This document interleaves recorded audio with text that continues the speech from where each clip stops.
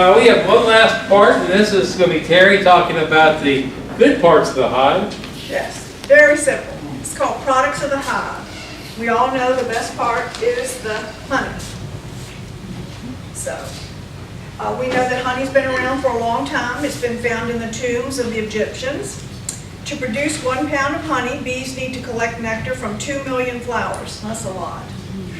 The flower source affects the taste of the honey. So we already talked about tulip poplar honey, orange blossom honey, wildflower, clover.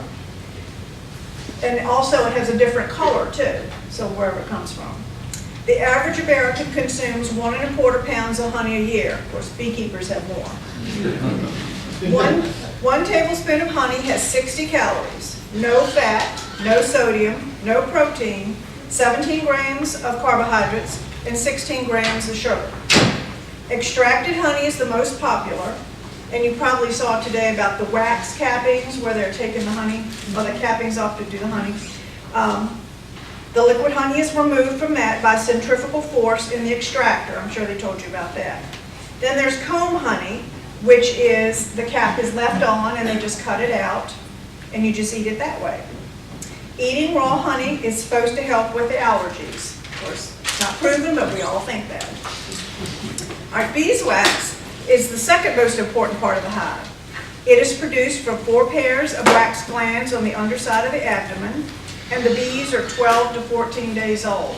See, bees don't live very long, so they have to do this very young. Beeswax is harvested from the cappings, and that's taken before we get the honey. It is washed and melted, either in a solar melter or a double boiler. Beeswax is highly flammable. And then here's mine. You just melt it and then save it until whenever you want to make it into something. And this is from the cappings.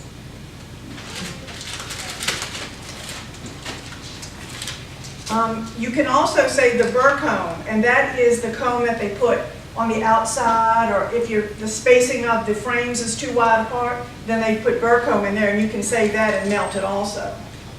And then from that you can make lotions, and what did I do? Oh, I make a lip balm, and you put flavoring in it. It's real easy. And you can buy all these kits from the manufacturers. Bushy Mountain, Dandant, Man Lake, they all have kits that you can use. Now we go to the Propolis. That is the bee glue. It's a resinous substance from the trees and plants, and the bees use this substance to fill all the cracks and crevices in the hive. And they use it to make it water and windproof. When it is warm, it is soft and sticky like chewing gum. And when it is cold, it's very brittle. That's why it's easier to clean up your woodenware in the wintertime. And then these are my bee gloves. And you can see how nasty they get. And they have a nice sweet odor, but once you start working with the frames and then your fingers stick together, it's hard to work with it.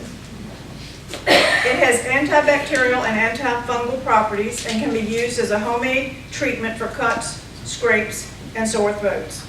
But once you get this propolis on your clothes, it is almost impossible to get it out. Yeah. Our pollen is the only source of protein, starch, fat, vitamins, and minerals in a colony's diet. Bees collect the nectar and pollen from lots of different plants. Thus, the pollen can be a rainbow of colors depending on where it came from. Pollen is carried to the hive in pollen baskets on the outside of the hind legs of the bee.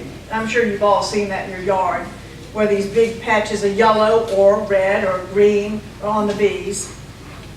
Pollen traps are attached to the hive entrance, and that's how we collect it. Entering bees brush through the trap and drop the pollen. We use the pollen to make pollen patties for winter feeding, or as nutritional supplements for humans, just the same as honey. Supposedly a teaspoon a day helps with your allergies. The next thing is the bee venom. It's the poison secreted by a bee's sting. We call being deliberately stung for this venom apitherapy. The longer the sting pulses, the more venom is delivered. And a lot of people use this for treatment of arthritis. It usually takes more than one session to be effective. Of course, we all know that after the bee stings you, she dies. Another product from the bees is called the bee brood, or could be the bee brood. We sell the queens and the bees for packages and nukes. And there's one other thing, mead. It's a secondary product of the hive, and it is wine made from the fermented honey. Salute. Thank you, Terry. You're welcome. You can have that.